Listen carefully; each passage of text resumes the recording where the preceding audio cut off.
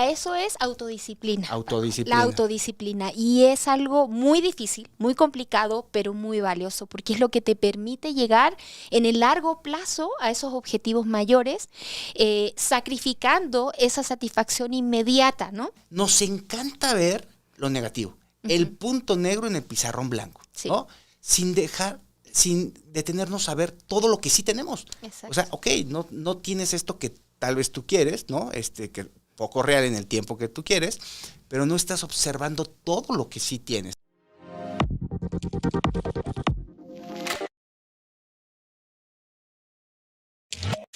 Bienvenidos, comunidad. Bienvenidos a su podcast Líderes en Recursos Humanos. Hoy tenemos un tema padrísimo, reconciliación laboral. Vuélvete a enamorar de tu trabajo. Y tengo una invitada estelar que le apasiona este tema, Verónica. Ahorita la presento, pero de verdad quédense porque este tema no solamente es para los responsables de las áreas de recursos humanos que típicamente nos dirigimos a ustedes, comunidad de recursos humanos, realmente es para toda persona, colaborador, empresario, emprendedor, freelance. Todos en algún momento de nuestra vida llegamos en un punto en el que nos sentimos frustrados, como que ya no tenemos el ánimo de ir a trabajar. Y bueno, para eso vamos a platicar con Verónica, pero déjenme presentar a Verónica Rojas Pizarro. Verónica tiene más de 20 años de experiencia en la industria en recursos humanos como consultora. Actualmente es la gerente general de administración de Grupo Toyotetsu. Has trabajado en grandes compañías como Ernst & Young, como Kellogg's, Scania, en fin. Estuviste como consultora en Ernst & Young, atendiendo grandes compañías como Grupo Bachoco, Nissan, Mars, Yusacell, entre otros. Te encanta porque te conocí en varios foros, seminarios, congresos en México, en Latinoamérica, en Estados Unidos. Y bueno, gracias, Vero, por estar con nosotros, pero déjenme platicarles un poquito de su formación académica, porque la verdad es que me parece muy interesante y todas las certificaciones que tiene. Verónica cursó estudios en la Pontificia Universidad Católica de Chile, licenciatura de Trabajo Social y estudios en Psicología. Tiene una maestría en Desarrollo Organizacional y diversas certificaciones internacionales, entre ellas Programación Neurolingüística, Six Sigma, nivel Green Belt, Speaker Pro, Design Think, entre otras certificaciones. Verónica, de verdad, muchas gracias. Es un honor. Eres una institución, una autoridad en recursos humanos. A mí me encanta y sobre todo, como te decía, porque das mensajes, acciones muy puntuales para generar un cambio, ¿no? Entonces, ¿te apasiona este tema? Platícanos, ¿por qué te gustó proponer este tema que a mí me parece fenomenal? Pues mira, bueno, primero muchísimas gracias por la invitación. Estoy súper contenta de poder estar aquí y poder compartir un poquito de pues todo lo que me ha tocado vivir y sobre todo aquí con tu audiencia, Paco. Entonces, muchísimas gracias. Y pues respecto al tema, fíjate que estando en la parte de recursos humanos, pues ya con 20 años de experiencia y en distintas industrias y en distintos incluso países, pues te vas dando cuenta que en realidad muchas veces hacemos grandes esfuerzos en la parte de recursos humanos, como dicen aquí en México, morimos en la raya implementando un montón de programas y aún así sufrimos mucho el tema de la rotación, incluso ese tema a veces de ese desengagement, ¿no? O sea, donde la gente a veces está físicamente, pero su mente, su espíritu, todo está pues en otro lado, ¿no? Y yo creo que también hay un tema generacional en donde lo estamos viendo que es una tendencia cada vez más. Entonces dije, bueno, ¿qué está pasando?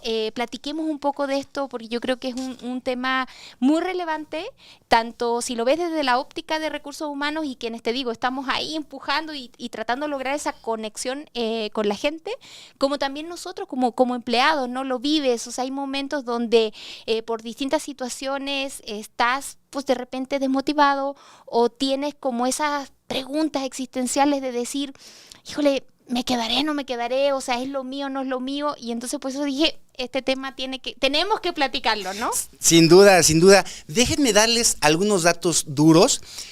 Anualmente en México hay 23 millones de mexicanos que abandonan o deciden renunciar a su empleo. Se habla que más o menos cerca de los 50,000 pesos, como un promedio, le cuesta por empleado a una organización una salida. La realidad es que imaginemos en una empresa de servicios, un vendedor, lo que cuesta, no nada más el tiempo de cubrirlo, desarrollar y esté ya en un pico de producción, sino el cliente, la satisfacción del cliente, cuando hay esta rotación, el cliente se siente frustrado, tiene que repetir la misma información, entonces le duele mucho. Creo que ese es uno de los impactos en el tema empresarial, pero yo sobre todo creo que a nivel personal, no está padre que pues dediquemos gran parte de nuestro tiempo al trabajo y no lo disfrutemos, ¿no? El momento de ya estar empezando a cuestionarnos si quiero seguir, si mejor me pongo a buscar chamba, quiere decir que no lo estás disfrutando. Entonces, yo creo que ese es el principal impacto. Y bueno, para esta charla, Vero, creo que valdría la pena empezar a entender cómo el individuo, la persona, el colaborador, llega a ese punto emocional para después hablar de las acciones. Pero bueno, entendamos el fenómeno. Sí, fíjate que es súper interesante, Paco. O sea, en realidad, mira, existen... yo lo clasifico en 3 mitos laborales, que son los que hoy en día están impactando cada vez más en esta tendencia, ¿no? El primer mito tiene que ver con que existe el trabajo ideal, ¿no? Entonces, realmente hoy en día el marketing ha pasado del marketing del producto al marketing de la employer brand o de la marca empleadora. Entonces, ¿qué pasa? Estamos bombardeados en redes sociales, en donde tú quieras, con el best place to work, o estamos bombardeados con una serie de mensajes en donde te muestran lo más hermoso de los trabajos, esos trabajos perfectos en donde todo está genial, en donde todos somos felicidad en el trabajo, en donde todos nos llevamos bien, hay un trabajo en equipo increíble, tengo súper prestaciones, tengo un montón de beneficios adicionales de salario emocional, y entonces nos generan una expectativa que es poco realista, porque entonces ves todo eso, te bombardean las redes sociales y lo estás viendo, y ves y dices, pues es que yo no tengo eso, yo estoy lejos de eso, ¿no? O sea, a lo mejor, híjole, no sé, de repente ves, y este fenómeno empezó más o menos como en los 80, ¿ah? En los 80 empezó todo este proceso, y lo empezamos a ver inicialmente con grandes corporaciones como Google, por ejemplo, que nos mostraban estas oficinas hermosas, con un montón, incluso con el gimnasio ahí, con un montón, hamacas, o sea, cosas fabulosas que uno decía, es que yo estoy a años luz de eso, ¿no? Y poco a poco ha ido penetrando, entonces recibimos esta información constante que nos está generando esta sensación de insatisfacción, y en donde empiezas a buscar algo que parece pues realmente idílico, ¿no? Pero que en el día a día no ocurre. Entonces, ¿qué es lo que pasa? Que nos venden justo ese factor positivo, ese factor emocionante, energizante, pero no nos muestran el día a día. O sea, al final, aunque estés en esas oficinas fabulosas o que tengas ese gimnasio ahí, oye, muchas veces la carga de trabajo ni te permite utilizarlo, o incluso, por ejemplo, de repente, pues te vives en esa oficina fabulosa, pero pues 12 horas al día, ¿no? Y entonces, pues se produce este quiebre, ¿no? Esta sensación de decir, pues no estoy bien. O sea, tengo que buscar ese trabajo fabuloso en algún lugar. ¿Y qué pasa? Pues se provoca todo este tema de rotación constante, ¿no? Entonces yo tomo una decisión súper importante. Yo siempre digo, cuando tú te cambias de un trabajo a otro, tú tienes que analizarlo, porque es como si tú te casaras, ¿no? Con ese trabajo. Muchos me dicen, no, pero estás exageras, ¿no? Pero al final hay que verlo como si fuera un matrimonio. O sea, tú tienes que saber, a ver, con quién te estás casando, qué defectos tiene, qué parte positiva tiene y todo. Y con base en eso tomar tu decisión. Pero hoy en día recibimos solo la parte bonita. Y entonces nos vamos con esa idea, ¿no? De decir, ahí va a ser el lugar. Tomamos la decisión, llegamos y nos damos cuenta que existe un gap muy grande en ese contrato psicológico, o sea, lo que yo esperaba versus lo que yo recibo. Y empieza ese proceso de insatisfacción y búsqueda. Y vemos que hoy en día mucha gente salta de un trabajo a otro en periodos muy cortos, ¿no? Correcto, sí. De hecho, coincido completamente, Vero. Creo que es un mito, porque si bien se vende esto de como Google, ¿no? La resbaladilla y todo, pues es tu punto de referencia. Es como cuando ves a los millonarios en sus yates, en sus aviones y dices, wow, y yo ando en transporte público, ¿no? Y creo que es eso, la expectativa. Y bien lo dices, es como todo en la vida, el trabajo. De hecho, yo creo que pasamos más tiempo en el trabajo que con una pareja. Y cuando decías esto, me imaginaba como cuando te vas a casar y te imaginas la familia con la cajita feliz de Kellogg's, ¿no? O sea, así todos sonriendo en el desayuno. Y así no es el día a día, pero es la expectativa que la sociedad, las redes sociales te inundan, y creo que ahí empieza el cuestionamiento y la depresión del empleado cuando ve que su realidad está lejos de eso que se vende, que no estoy diciendo que no sea real, pero tampoco creo que es el día a día en cualquiera de estas organizaciones. Claro, ¿no? Y existe mucha contradicción, Paco, porque de repente a mí me ha tocado ver casos, y yo he platicado con muchos colaboradores de distintas compañías, y me dicen, pero yo tengo viernes corto. O sea, yo en teoría salgo a las 2:30 de la tarde, ¿no? Y que es fabuloso, ¿no? Pues todos quisiéramos tener este viernes corto. Yo, por ejemplo, en automotriz, pues ni pensarlo, ¿no? Ahorita no es opción. Pero me dice, tengo una reunión con mi jefa, son las 2:30, vemos el reloj y dice, no, pues ¿sabes qué? Acabemos porque ya es viernes corto, entonces pues ya necesitas irte.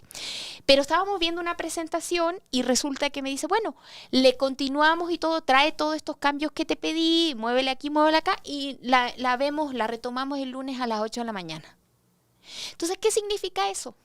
Que pues esta persona va a tener que trabajar el fin de semana o ese viernes el resto de la tarde en su casa, claro, por supuesto, con toda la comodidad, pero entonces ya no va a poder disfrutar ese viernes corto que en teoría lo ofrecemos, pero que en la realidad no pasa.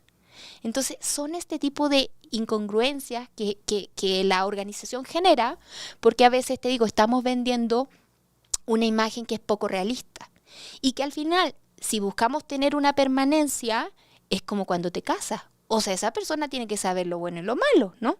Porque si no, esa relación se basa en una idea falsa de quiénes son. Entonces, lo primero es el tema de mantener la credibilidad con tu gente, ¿no? Y que la gente no se sienta engañada. Y mira, es entendible, la guerra de talento es muy, muy fuerte. Hoy en día yo creo que todos estamos buscando a la mejor persona, traemos presión de indicadores, queremos llenar las vacantes, queremos ser atractivos. Entonces, pues nos esforzamos mucho en eso, pero a veces nos falta justo el cumplir esa expectativa y promesa, ¿no? Pero entonces aquí sí entiendo una de las sugerencias, sobre todo para la gente de reclutamiento que está con la atracción de talento, es pues ser honestos, ¿no? O sea, yo creo que resaltar los beneficios, las prestaciones, las cosas intangibles que no están como que muy palpables en una oferta laboral, pero que son beneficios que puede tener la persona, el candidato, pero no caer en crear falsas expectativas. Exacto. Porque es como estar en la etapa de enamoramiento y sí voy a lavar los trastes, llego temprano, ¿no? Te casas. Exacto. Y ¿dónde está Exacto. Me abría la puerta, me trataba muy bien y me pagaba todo y ahora resulta que no, ¿verdad? Claro. Entonces, sí, exactamente. Y son de los dos lados. O sea, yo creo que es clave aquí el consejo, la recomendación que comenta justo para el área de reclutamiento, pero también para los empleados. O sea, tenemos que hacer un proceso de análisis muy profundo antes de tomar una decisión tan importante como saltar a un nuevo trabajo, ¿no? Y en ese sentido hay que hacer una investigación. O sea, tienes que ver, obviamente, todas las credenciales de la empresa, obviamente redes sociales donde va a salir lo mejor de la vida, pero también, o sea, se vale tratar de investigar a través de otras personas, a través de contactos. Oye, por ejemplo, puedes usar redes sociales justo para eso. Contáctate a alguien a través de LinkedIn y pregúntale, oye, ¿qué tal es tu empresa? ¿La recomiendas para trabajar? ¿Sí o no? ¿Qué es lo bueno? ¿Qué es lo malo? Y con base en eso. Y de la misma manera, cuando te hace la oferta económica, tener esa conversación honesta y transparente, decirle, a ver, quiero saber cuáles son también los desafíos del puesto, por ejemplo. O sea, ¿contra qué me voy a enfrentar? Y número 2 también, ¿qué áreas de oportunidad como compañía o como organización tienen? Y obviamente también cómo es la cultura organizacional, porque también esa es una realidad. O sea, a lo mejor yo vengo de un enfoque, llego a una organización que es totalmente diferente, no voy a hacer match y va a generarse también justo esta frustración. Entonces va por ahí, con hacer como que sincerar mucho más las expectativas de ambos lados para poder ahora sí tomar una buena decisión empresa-colaborador. Oye, Vero, esto me parece muy relevante porque creo que si se dan las condiciones para que haya esta comunicación honesta, el empleado, el candidato aspirante a ocupar una posición, puede ver si está alineado su filosofía, su propósito de vida profesional, con sus valores, con la cultura de la compañía. Sin embargo, creo que no se siente con el power, ¿no? de hacer estas preguntas. Probablemente me estoy preguntando, tú dime, si la gente que desempeña el reclutamiento pudiera fomentar esta confianza y decir, oye, ¿qué dudas tienes? A ver, ¿qué te interesa saber? Platícame. O sea, porque creo que el candidato va, pues, como que lo que me pregunten y voy a decir lo que creo que quiere escuchar y pues no voy a estar muy preguntón porque van a decir que, ¿no? Sí. Entonces yo creo, pero se puede saltar esta parte de conocernos y yo creo que el riesgo es, pues, fomentar la rotación, ¿no? Entonces, exacto, yo creo que va concretamente que la gente, nuestros compañeros reclutadores, fomenten la confianza, oye, pregunta, a ver qué quieres saber, pero no como de cajón, ¿no? Sino exacto, sinceramente para que sí, el candidato, bueno, pues sí tengo dudas, ¿cómo es esto, aquello? Exacto. Sí, eso por un lado. Por otro lado, te digo, desde el proceso en donde tú le platicas la posición, qué es lo que busca, etcétera, pues también plantearle justo ese tema, ¿no? Y también de parte del candidato, tener la confianza. Mira, yo como reclutadora de tantos años te lo puedo decir. O sea, cuando viene un candidato y me dice, oye, ¿cuáles son los retos del puesto? ¿Cuáles son los desafíos de la compañía? ¿Por qué temas están pasando, ¿no? O sea, ¿qué es lo bueno y qué cosas se les complican? No, hombre, yo como reclutadora ese es digo, el bueno. Ese es el bueno. O sea, esa persona está realmente haciendo un buen análisis, tiene preguntas inteligentes, claro, y eso para mí realmente es un punto extra para ese candidato. Por supuesto, porque te habla de cómo la persona, de su estructura mental, exacto, de su actitud, porque así como se está comportando en la entrevista va a enfrentar situaciones, exacto, con un cliente, con sus compañeros, con algún tema entre áreas, es decir, y cuestionar, ¿no? Exactamente. Perfecto. Muy bien. Vero. Vamos con el segundo punto, Paco, porque aquí son 3 mitos. Entonces, perfecto, el segundo mito tiene que ver justo con el tema de pensar que podemos alcanzar el éxito, el crecimiento laboral, todo, digamos, como un buen bono, etcétera, etcétera, con el mínimo esfuerzo. Y en este tema también tiene que ver el asunto de las redes sociales, pero en especial de un fenómeno que se llama el pensamiento mágico. Okay. Mira, el pensamiento mágico es una tendencia que se ha ido dando en donde nos venden que hay soluciones que con poco esfuerzo pues te pueden dar en el clavo, ¿no? Entonces te lo doy así muy sencillo, ¿no? Nos venden, por ejemplo, todos yo creo que queremos comprar pues la píldora o el medicamento que yo tomo y me va a hacer bajar de peso sin dieta y sin ejercicio. Y así, el llame ya, yo creo que tiene una serie de ejemplos en donde la gente compra. La gente tiene esa idea de encontrar esa solución mágica, ¿no? Sin esfuerzo. Y eso también se ha traspolado a distintos rubros de la vida. Entonces uno quiere ser feliz en su matrimonio y tener una pareja súper genial sin invertirle, ¿no? Y uno quiere lograr esa promoción y lograr ser gerente en 3 meses sin esfuerzo. Y así sucesivamente, porque también pues ves millonarios, por ejemplo, hoy en día, que con una idea disruptiva, pues creó un negocio, lo vendió en millones y millones y ahora viven, no sé, en una playa, ¿no? O sea, sin ningún... Y tú piensas que realmente tú también podrías acceder a eso.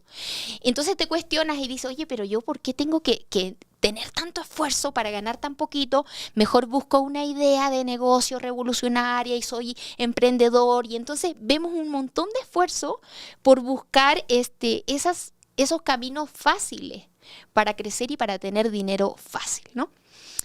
Por otro lado también ves, ¿no? O sea, todo el tema de los influencers, ¿no? O sea, gente que porque realmente hizo, no sé, algo, la ley de algo y pues generó un video viral y pues se hizo ya famoso. Y ya con la fama vino el acceso a un montón de beneficios, dinero, etcétera. Ah, por cierto, yo me llamo Verónica y vendí 3 departamentos en un mes. Sí, lo estaba viendo. Entonces, bueno, pues eso es lo que nos pasa, Paco. Y entonces vamos generándonos esta expectativa de que yo todo me lo merezco y que además con poquito esfuerzo debo crecer. Entonces, ¿por qué mi jefe no me promueve? ¿Por qué la compañía no me hizo gerente? ¿Por qué? Y tomamos este papel, digamos, como entre víctima, pero también, te digo, con una exigencia que es poco realista, ¿no? Y entonces, pues nos frustramos y pues andamos cambiando y buscando de un empleo a otro.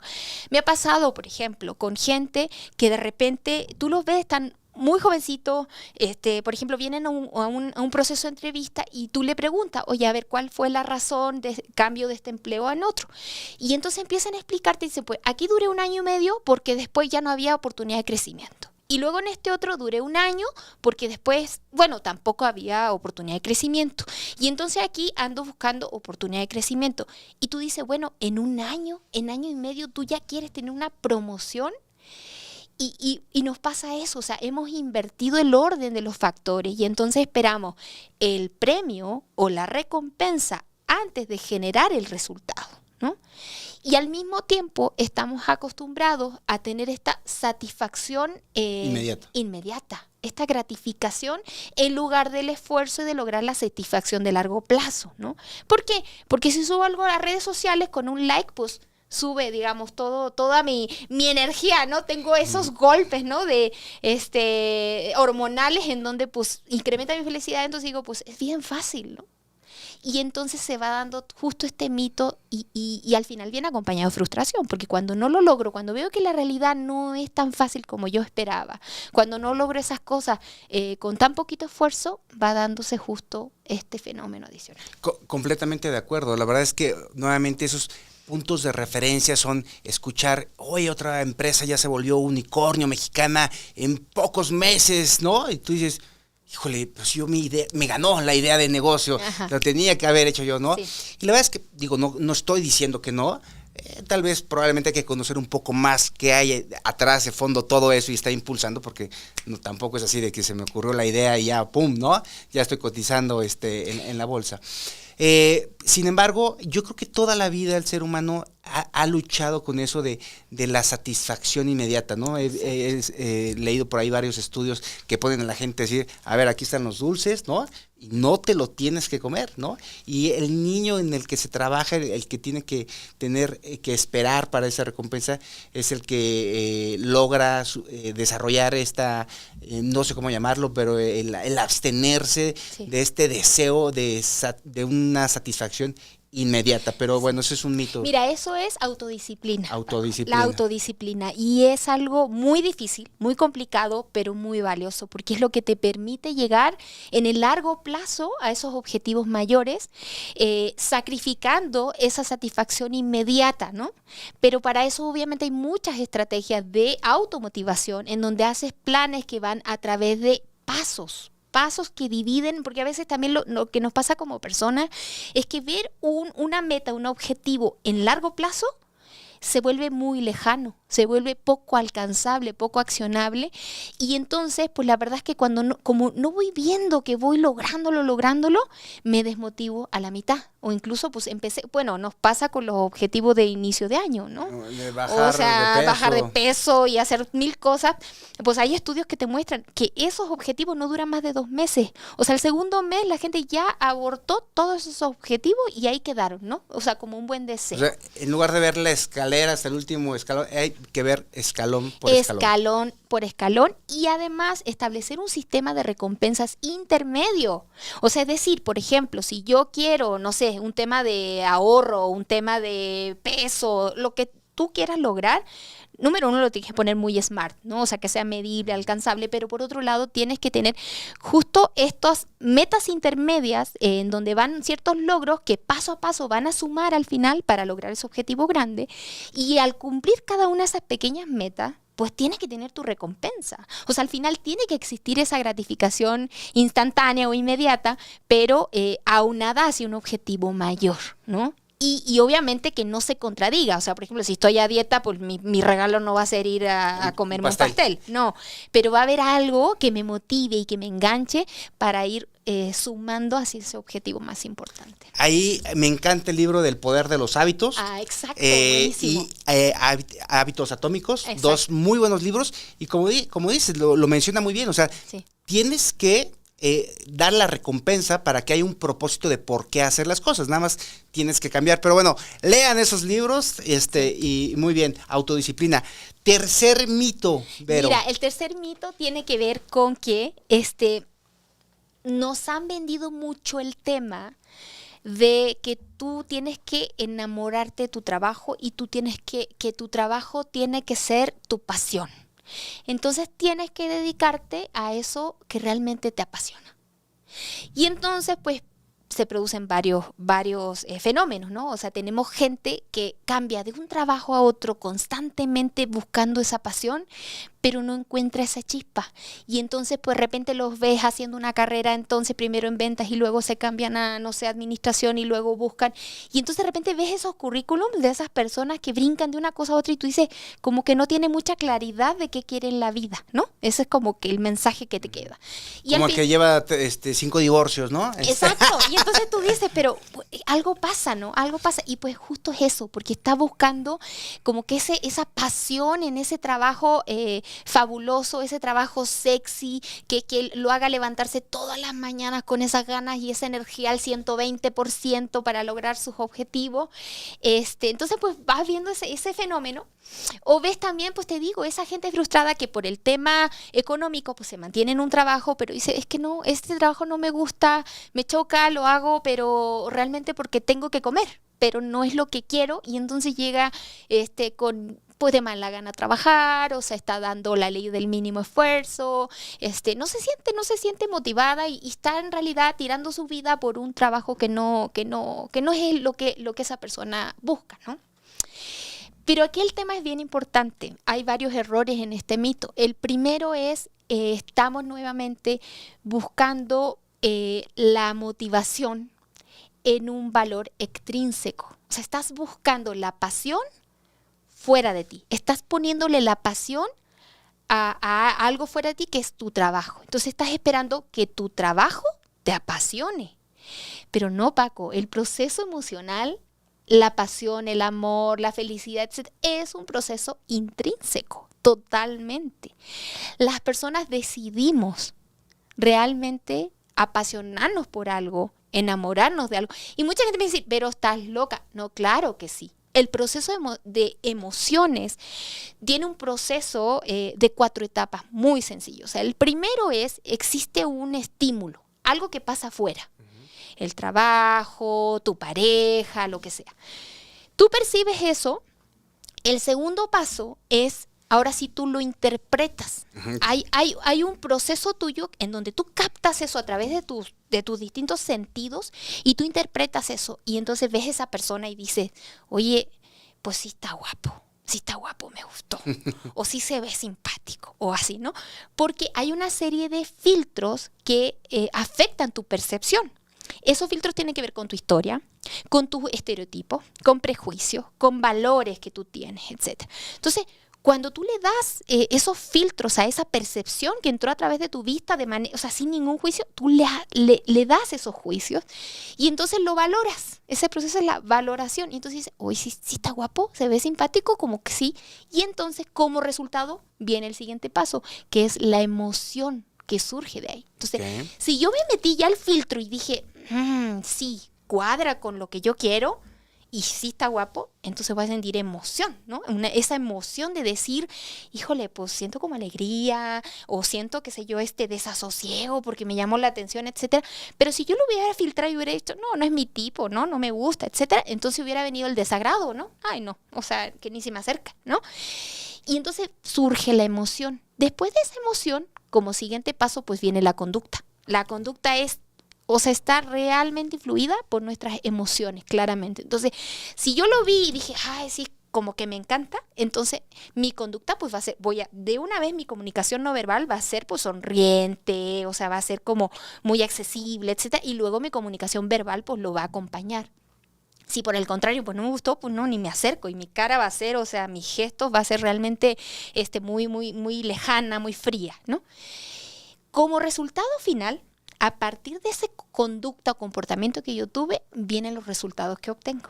Claro. Entonces, si yo tuve ese contacto visual positivo, etcétera, entonces esa otra persona pues va a ser amable conmigo porque existe la reciprocidad. O sea, si alguien te trata bien, te está sonriendo, es amable contigo, naturalmente el ser humano es recíproco. Entonces, pues yo también voy a ser amable, etcétera. Pero si yo al final me puse una mala cara, me trató mal, pues yo también, o sea, voy a ser muy cortante con esa persona. Entonces, este proceso, si te fijas, surge no del estímulo, sino de la valoración que yo hago de ese estímulo. Entonces, si yo estoy esperando que venga ese trabajo fabuloso, que me va a generar a mí esa pasión, cuando yo la verdad no tengo en mi mente, en esa valoración, claro, qué me motiva, qué me mueve, qué busco en la vida, cuál es como esa razón de vivir y qué me mueve, entonces pues no va a llegar nunca ese trabajo genial, ¿no? O va a llegar uno que va a parecer genial, que voy a tomarlo y que después de 2, 3 meses va a bajar esa emoción inicial y pues ya no va a ser tan fabuloso. Y entonces voy a volver a tener esa insatisfacción porque al final, vuelvo a repetir, la motivación y todas las emociones son intrínsecas. Entonces es un trabajo interno que tenemos que aprender a hacer para poder realmente mantenernos como enamorados y mantenernos apasionados de las distintas cosas en nuestra vida, ¿no? De nuestra pareja, de nuestro trabajo, de nuestros proyectos, de nuestra familia, de todo, de nosotros mismos, ¿no? Entonces es un proceso constante de trabajo interno. Vero, coincido completamente porque de hecho el solo hecho de que dejemos de forma externa es una variable que no podemos controlar. Exacto. Entonces, híjole, si se da, pues corremos con suerte, ¿no? Entonces, completamente de acuerdo que tiene que ser de manera interna y este proceso me parece genial, ¿no? El que tienes un estímulo, uh-huh. Tú le das un significado en base a tus valores, tus creencias, uh-huh. tu educación, tu sociedad, todo lo que influye para que tú le des ese significado, te genera una emoción, la cual te va a llevar a que tengas un comportamiento y esas actividades que desempeñes o omisión de actividad, pues serán los resultados que tengas. Pero me parece, lo describiste muy bien como proceso, el caminito que tenemos que hacer para que nosotros tengamos el control, ¿no? Sea una decisión el que la actividad que elegimos nos apasione y no es eso no me apasiona, ¿no? O sea, eso externo no me apasiona. Exacto. Sí, y justo también fíjate que otro punto muy importante, tenemos que aprender a trabajar en nuestro pensamiento crítico. El pensamiento crítico, Paco, es esa capacidad que tenemos de interpretar justo esos estímulos o lo que nos pasa en la vida de manera objetiva, lo más objetiva posible. ¿Esto qué quiere decir? Pues tratar de dejar a un lado juicios, tratar de dejar a un lado todas las suposiciones, ¿no? Y todos estos rollos mentales que a veces nos pasamos con una situación que en el 90% de los casos no es real o no va a ocurrir como me imaginé que iba a ocurrir, ¿no? O sea, el 90% de los problemas son realmente generados, ¿no? Y a la larga, cuando generados mentalmente, y a la larga, pues mucho de eso, solamente el 10% sí se cumple como te lo imaginaste. Entonces, ¿qué quiere decir? Que tienes que realmente ser objetivo. En esta objetividad, número 1, hay que hacer análisis. Número 2, hay que investigar. Como dicen los gringos por ahí, es el go and see, o dicen los japoneses el genchi genbutsu, es ir y ver qué está pasando con esa situación, ir y tener datos duros para poder ahora sí armarme una idea más objetiva de las situaciones, ¿no? Volvemos al ejemplo del trabajo, saber y poder hacer un análisis real de los pros y contras de tu trabajo, para con base en eso ahora sí, pues generar justo decisiones y no irte por supuesto o por muchas veces este pensamiento mágico que te decía y que nos hace a veces tomar malas decisiones. Ya que tienes este pensamiento crítico muy objetivo, etcétera, te va a poder permitir realmente tomar una acción protagónica y no de víctima, ¿no? O sea, el poder saber realmente qué está pasando y analizar las cosas en su justa medida te va a permitir ver el vaso medio lleno y no el vaso medio vacío, que es lo que muchas veces nos pasa.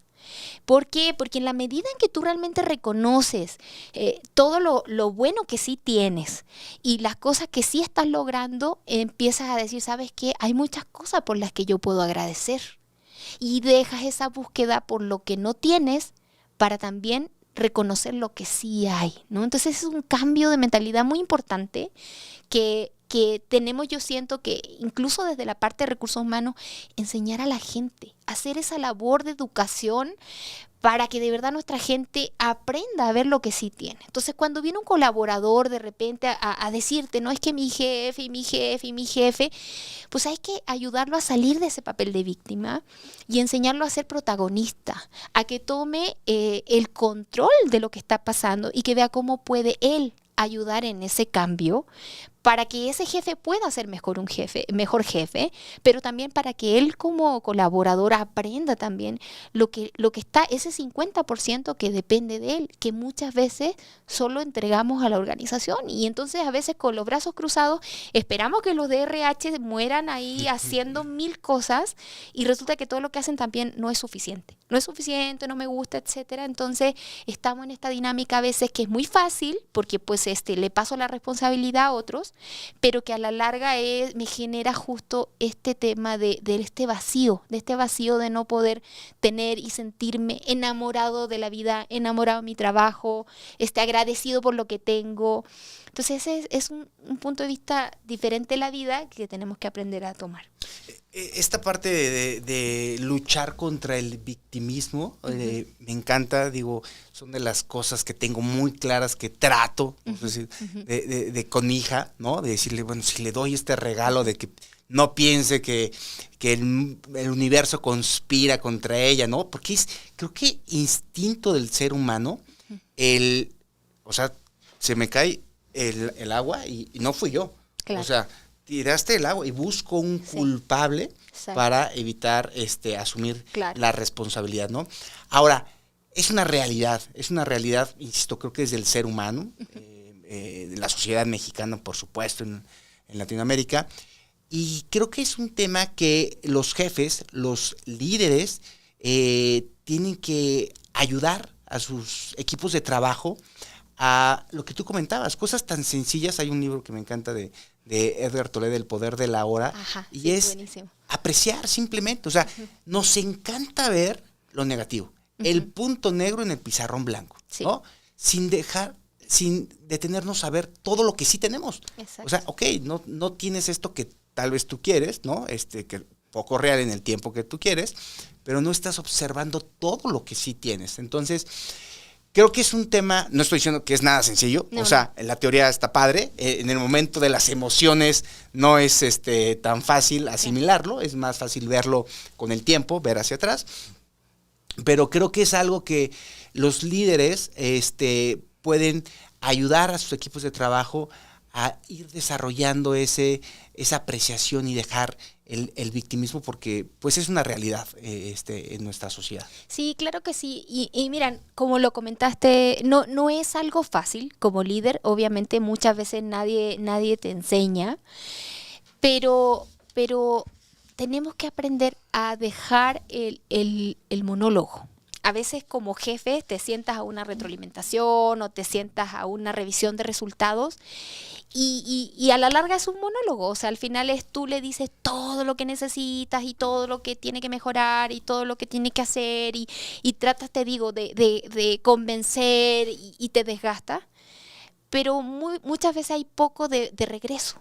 No hacemos preguntas clave para poder saber realmente cómo se siente, cómo está, qué preocupaciones tiene, cómo estoy como jefe contigo, qué puedo hacer para mejorar como líder contigo, o sea, qué expectativa tienes de mí que no estoy cumpliendo, qué me falla, qué necesitas de la organización para lograr estos objetivos que te estoy pidiendo.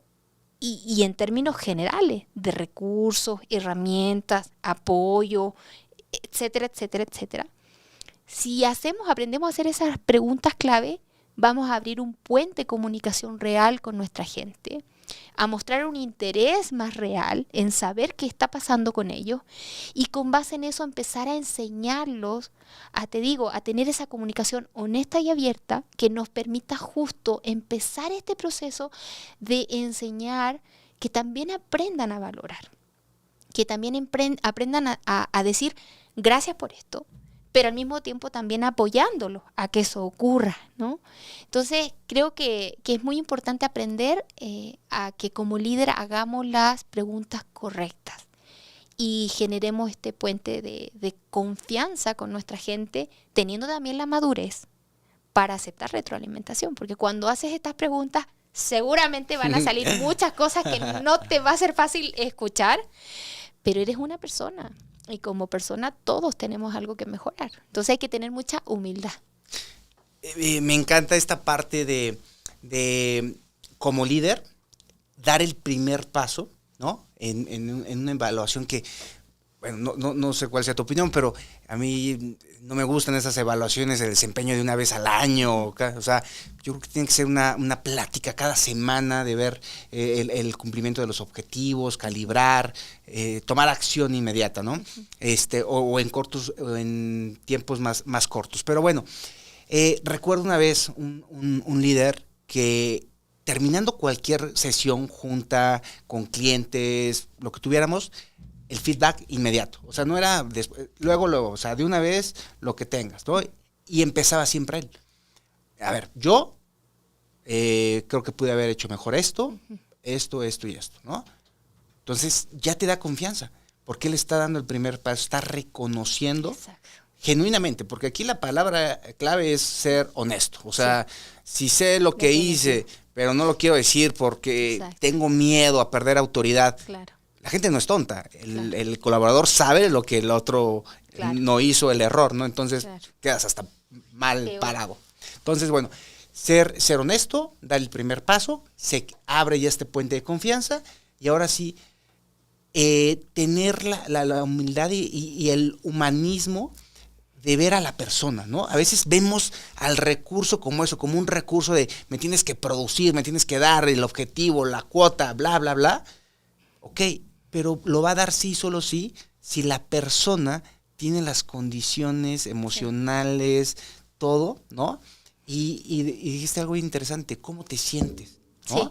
O sea, porque pues es una persona, o sea, no es una máquina de conéctala, start, y ya empieza a funcionar. Es una persona, ¿cómo te sientes? Y creo que a veces en el afán de estar produciendo alta productividad y todo, dejamos esa parte. Sí, no, y ahorita dijiste un punto súper importante, Paco. O sea, el hecho de, somos líderes, somos personas, ese ejemplo que me dijiste se me parece fabuloso, que él empiece reconociendo y poniendo el ejemplo de lo que a lo mejor le falló. Yo creo que te ganas el respeto de la gente mientras más auténtico y honesto te muestres y de verdad generas esa credibilidad. Y es una base de autoridad y de poder en términos de liderazgo muy potente, o sea, mucho más que cualquier tema de título o de jerarquía, etcétera. Es cuando te ganas la confianza de tu gente, te ven como una persona con errores igual que ellos, pero con esa capacidad de reconocer y de buscar siempre tu mejora continua. Honestamente, tu gente te va a seguir de aquí a la China, como dicen, ¿no? Y entonces vas a empezar a generar ese nivel de engagement con ellos hacia ti como persona para lograr esos resultados.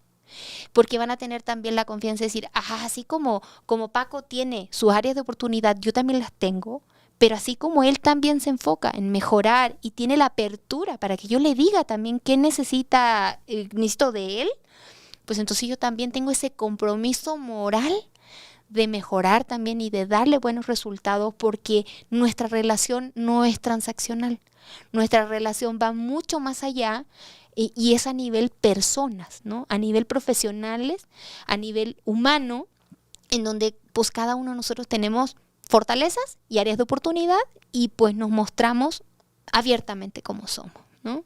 Ya esos líderes viejos de antaño, el líder perfecto, etcétera, ya eso es súper obsoleto. O sea, yo realmente creo que los resultados se logran a través del tema de un liderazgo consciente. O sea, para mí es la base de los buenos resultados, ¿no? Sí, creo que cada vez más todos queremos gente vulnerable, sincera, que permita ese diálogo con confianza. Creo que todavía como sociedad tenemos que trabajar mucho con el ego, ¿no? Porque nos gana, ¿no? Entonces, uy, no, porque si me muestro así, entonces pierdo autoridad y entonces se me va a subir, ya no le voy a poder exigir. Entonces creo que siempre está ese miedo, ¿no? Atacándonos y hace que nos pongamos esta máscara de jefe y entonces mejor me voy sobre lo que sabes que hiciste mal para que no tengas, ¿no? Entonces yo creo que hay que tener, lo comentaste muy bien, esa palabra de humildad es no tener miedo. O sea, la gente ya sabe, ¿no? Tenemos miedo y la gente lo sabe. Nomás no te lo dice porque eres su jefe, pero lo sabe. Exacto, no, definitivo. Y si nos vamos justo al tema de reenamorarte y justo lo que estamos platicando, los estudios de salario emocional y justo te dicen, el jefe es uno de tus factores fundamentales para generar ese enamoramiento en el trabajo. O sea, un buen jefe hace la diferencia. Hay gente que se cambia de un trabajo a otro por seguir un jefe. Hay gente que a lo mejor puede tolerar un montón de otros factores, pero si tiene un buen líder, alguien que lo motive, lo estimule, le genere retos, etcétera, saque lo mejor de sí. No, hombre, pues, o sea, puede ser muchísimas cosas. Entonces, sí es un factor bien clave, bien importante. Entonces, sí, como recursos humanos tenemos que trabajar mucho en tener líderes fuertes, porque también son el mejor medio para generar la cultura organizacional que queremos y generar, aparte, como multiplicar nuestros esfuerzos. A veces pensamos que con 5 personas, 10 personas, 20 personas de recursos humanos vamos a generar la cultura organizacional y los resultados y la rotación se va a reducir y mil cosas. Y no, o sea, al final los líderes son la mejor cara que recursos humanos puede mostrarle a la gente. Son la mejor herramienta para reducir la rotación, para enamorar a la gente, para, de verdad, o sea, lograr los resultados. La verdad es que aquí una vez más transmitimos recursos humanos, gran parte es el desempeño, la función de los líderes, que son los que viven el día a día con sus equipos de trabajo. Recursos humanos está para apoyar, sí, a los colaboradores, pero apoyar mucho a los líderes para que desarrollen estas habilidades, porque pues, al final recursos humanos no está todos los días. No. Es imposible que estés con toda, y más en organizaciones con plantillas muy grandes, son los líderes los que crean la cultura, y después quien llegue simplemente imita como los demás se comportan, pero es la responsabilidad de los líderes el gestionar los equipos de trabajo, ¿no? Y me da risa porque todavía se sigue viendo a recursos humanos. Sí. Ya no aplica el ve a recursos humanos. Tú eres recursos humanos, líder. Tú eres recursos humanos. Sí, o sea, tú eres el manager, ¿no? Y como manager, pues al final, pues si lo traducimos es administrar. Y administrar implica, pues, trabajar sobre todos los elementos necesarios para el logro de esos objetivos que la organización te encargó, ¿no? Y para lograr eso, pues es una administración integral, o sea, es número 1, la gente. Número 2, por ejemplo, temas como calidad, productividad, seguridad y todos los objetivos que tengan. Pero número 1 es la gente, porque los resultados los logras a través de las personas. Muchas veces me ha pasado de repente y dicen, no, es que no tengo tiempo para ir a lo mejor a esa reunión de RH o ese curso que me pusieron o X cosa, porque tengo que ir a mejorar mi indicador del scrap. O sea, tengo que ir a reducir el scrap y mejorar y X y Z. Pues yo te puedo decir, por ejemplo, nosotros en la planta traemos un programa que es de ideas, ¿no? Donde la gente implementa una serie de ideas y hay una serie de reconocimiento no monetario, o sea, lo monetario es muy poquito, o sea, al final sí tienen como que hay un reconocimiento sencillo, pero es más no monetario, es tener su nombre ahí, es tener como esa oportunidad incluso de ir a presentar ante el presidente de la compañía su idea de mejora y cómo lo hizo, etcétera. Pero yo te puedo decir, el scrap se ha reducido, la rentabilidad se ha mejorado, han salido unas ideas fabulosas de la gente, o sea, no del líder. Porque en realidad el líder tiene que lograr los resultados a través de las personas. Entonces, si sabes de verdad activar esas ganas en tu equipo, los resultados de verdad se logran mucho más fácil y se multiplican, ¿no? Porque entonces la gente saca lo mejor de sí mismos, ¿no? Y bueno, pues esa es la clave, pero a veces no, por más que se los dice, no lo logramos como que internalizar, y entonces nos sigue pasando mucho ese modelo del jefe capataz todavía, que aparte piensa que todo se va a lograr solo por él, o que no delega porque solo él lo sabe hacer bien y los demás no son suficientemente buenos. Entonces, pues sí, es todo un tema. Yo siempre digo, y en las organizaciones donde he estado, mi primer línea de acción siempre son los líderes, porque mira, volvemos al tema de la incongruencia. O sea, tienes membresía del gym y aparte les pagas un montón de cosas. Tienes una oficina fabulosa y te gastaste un megaproyecto en tener, no sé, un montón de beneficios adicionales. Pero si no le invertiste a los líderes, no tienes buenos líderes, de verdad mucho de eso pasa al segundo plano. Y la gente termina renunciándote igual. Entonces, es clave, porque aparte muchos de ellos no les enseñan a ser líderes, naturalmente no tienen esa habilidad. No sé si has escuchado el principio de Peter, ¿no? O sea, que dice que justo la gente va creciendo dentro de la estructura hasta que llega a su nivel de incompetencia. Y normalmente, ¿qué es lo que nos pasa? Tienes un vendedor súper fabuloso que le vende nombre, todo lo que quieras a todo el mundo, y luego pues lo promueves de gerente de ventas, porque pues es fabuloso vendiendo, pero resulta que no tiene nada para gerenciar, nunca ha aprendido ni la administración, ni tampoco el tema de talento. Entonces pues es un gerente después que al final pues no termina haciendo un buen papel y perdiste el vendedor estrella y lo pusiste en un puesto en donde realmente no está dando el ancho, y pues bueno, al final termina siempre con resultados mediocres. Entonces es importante que al momento de, incluso si puedes hacerlo desde antes, que en el plan de carrera la gente que vas a crecer como líder haya este proceso de desarrollo, ¿no?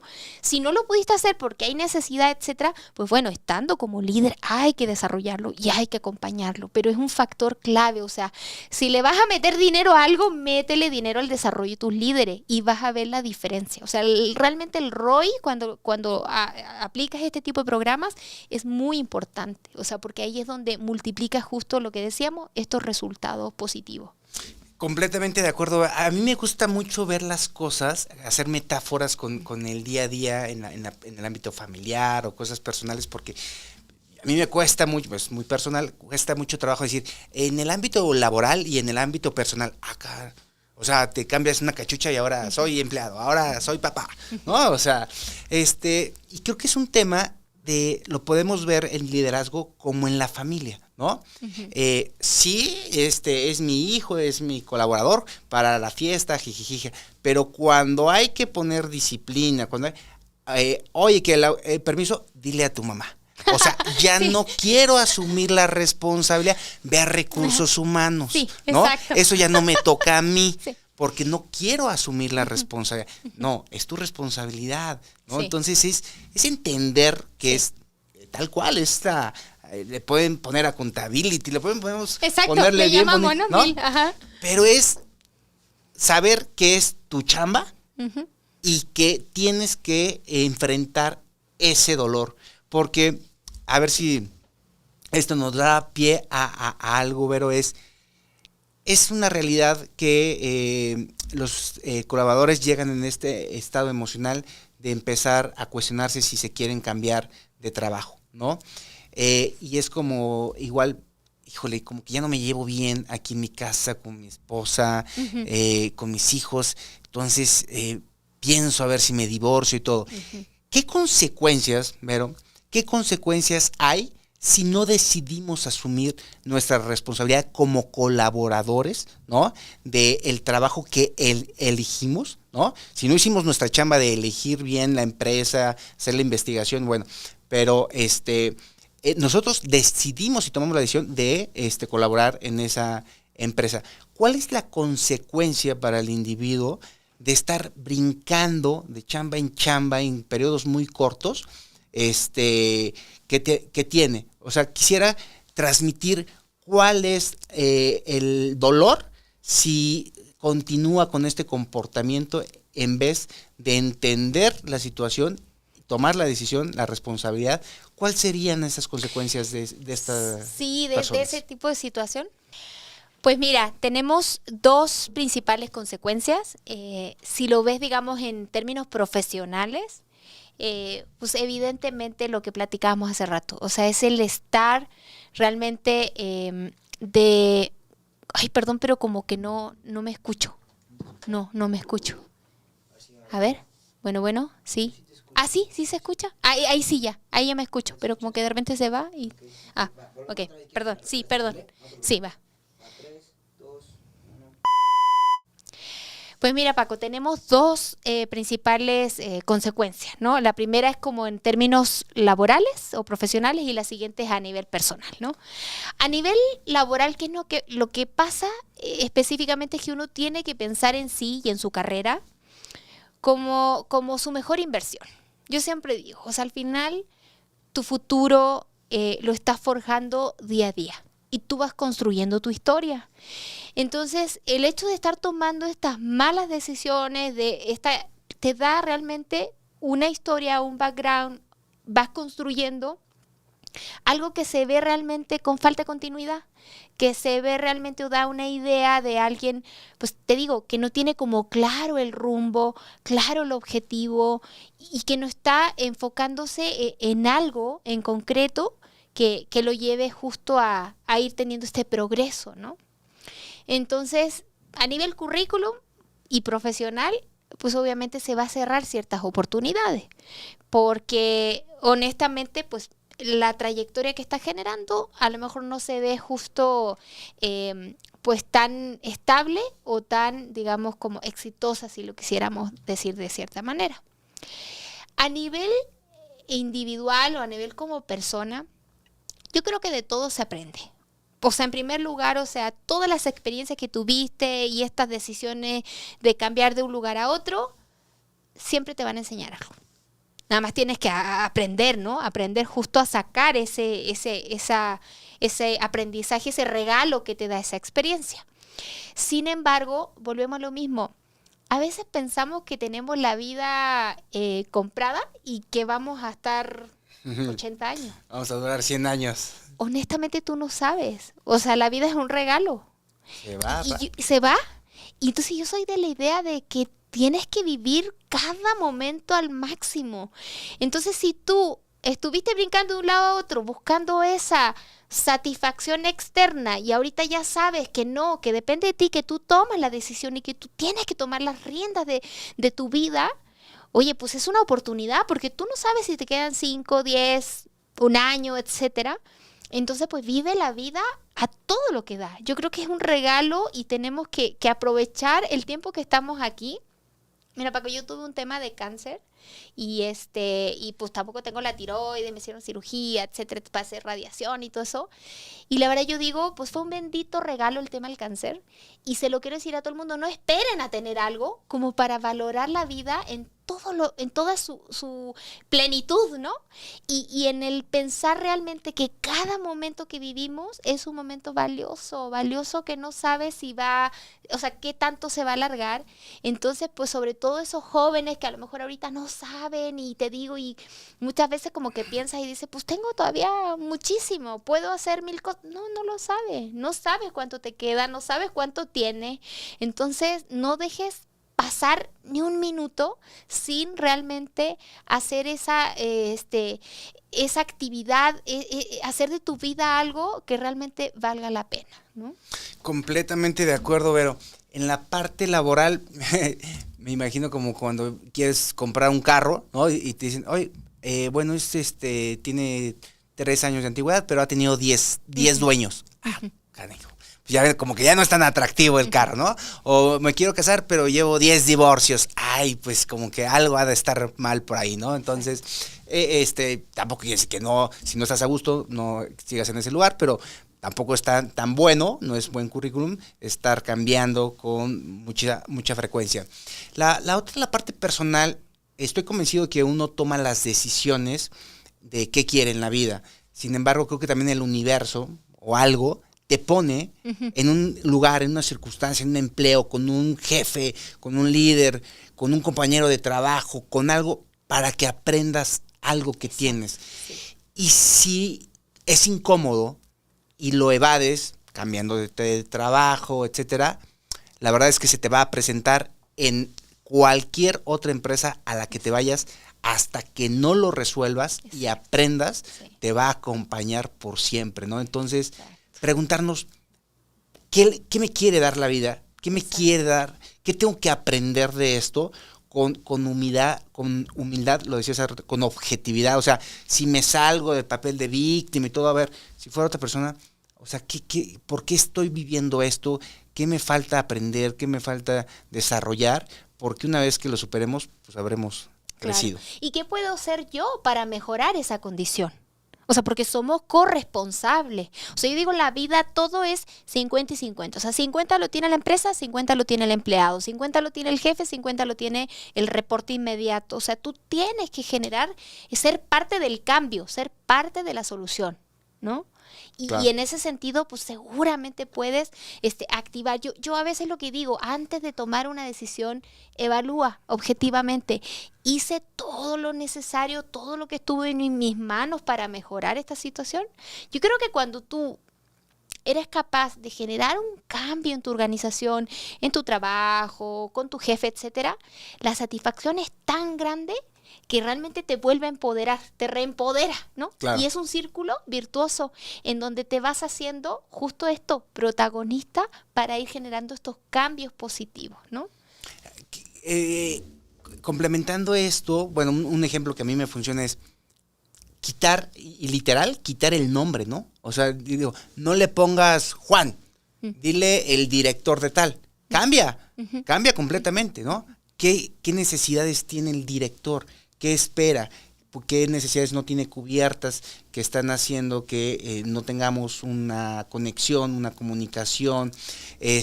Pero simplemente eso, quitar lo personal, nos va a permitir ser más objetivos y tal vez encontremos dónde tenemos que nosotros hacer el cambio, porque pues no hay más, ¿no? Si no está en nosotros es difícil que la otra parte cambie. Muy bien, Vero, acciones, vamos a tratar, la verdad es que has soltado muchísimas ya acciones, tips para los líderes, para los que están a cargo de las áreas de recursos humanos, para todos los colaboradores, pero bueno, vamos a tratar de hacer como que un resumen, si te parece. Exacto, un resumen, vamos a hacerlo. Mira, pues número 1, lo que decíamos, tenemos que enfocarnos en tener este pensamiento crítico en la vida, ¿no? O sea, ser muy objetivos, dejar las suposiciones a un lado. Segundo punto, entender y hacer visible justo estos paradigmas, estereotipos, juicios, ideas que están afectando mi proceso de valoración. Acuérdate, este proceso de emociones, si yo cambio la manera en que valoro las cosas y la hago cada vez más objetiva, más pura, más realista, entonces pues mis emociones y mis resultados, por ende, pues van a ser muy diferentes en mi vida, ¿no?